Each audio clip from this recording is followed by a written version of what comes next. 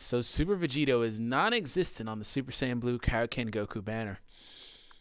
That's pretty salty. That's a deep wound to manage for a lot of people. Especially if you didn't have Super Vegito and this was your first opportunity to get him, or you wanted to wait until this banner and you didn't want to summon the initial banner with Broly, or whatever your reason was for not getting him.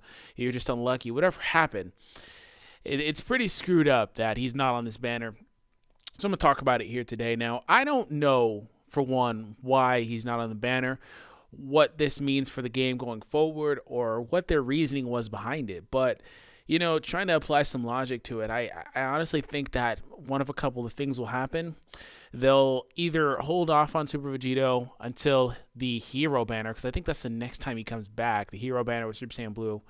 Correct me if I'm mistaken, but, my memory's a little fuzzy as far as the banners and what happens on JP. But other than that, maybe they'll just have a standalone filler Dokkan Festival banner with Super Vegito on it. I can see both of those things happening. The problem with the Hero banner is I don't know when Global will release that. I don't know if they'll handle it on schedule or what they'll do with that, or maybe push it back a little bit. I was initially on the fence about whether or not they would release that because it's a massive spoiler to the people that haven't watched Dragon Ball Super and waited for like an English version of the show and somehow stayed off the internet and avoided all the spoilers and stuff like that. But then again, Super Saiyan Blue is kind of the same thing, right? Kaioken is the same thing. And then you look at Xenoverse and they don't give a fuck. They're just like Kabe is hit. Here's Blue Kaioken. It's like they don't care. So I honestly don't know when they'll release it, but I don't think they'll wait for a year to release it. That's obviously way too long. So it's possible that happens, but the problem with him not being on the banner is that, like I said, there were people that kind of wanted the opportunity to summon both of them on one banner, him and the Blue Kaioken Goku, because Kaioken Blue Goku is going to be one of the best units in the game for a while to come, So it does make a lot of sense. And the problem with that, too, is that if you summon him and you don't have Vegito, you can run him on a rainbow team with like LR Goku or Gogeta as a leader, but those are becoming increasingly underwhelming in the new meta for the game and the way that the game adapts and changes with these new god leaders. Gogeta and LR Goku are not going to be viable leaders for much longer as far as these events go and how they get longer and tougher and stuff like that. You can make makeshift teams and stuff like that, but they only work for, up to a certain point.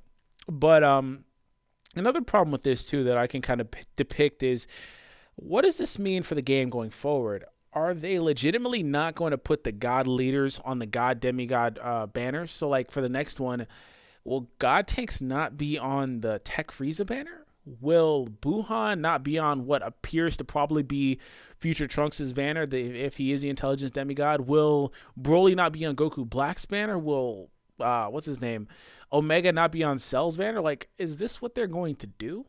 It's just like the game is pushing mono colors and stuff like that for people to run mono teams. That's why they're releasing all these mono units. And they are, if you don't know what mono means, that's like where you run one team of one type, all physical with a Broly leader, all AGL with a Vegeta leader, all tech with a Gotenks leader, so on and so forth.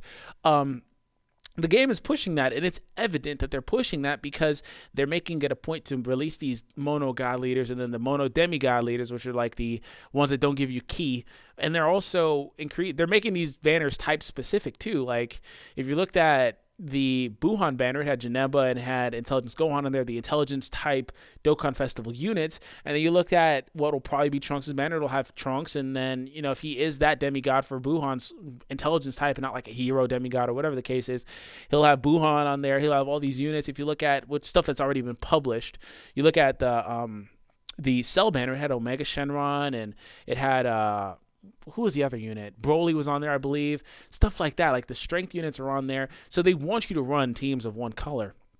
So it'll just become increasingly harder to do that if they don't feature these units on those other banners, because it adds a level of exclusive. I'm mispronouncing that.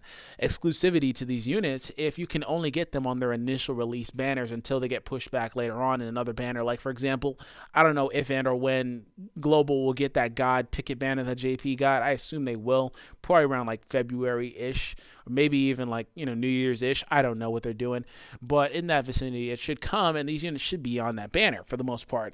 But the problem with Global as a whole is that you as a player of the game, and you have to do this because this is what Bandai does, you as a player of the game have to look at it with these goggles on as if you know nothing about Japan, as if you don't know what's coming, because everything is subject to change, and that's what they did, and that's what they showed in this banner. It's not the first time they've done something like this.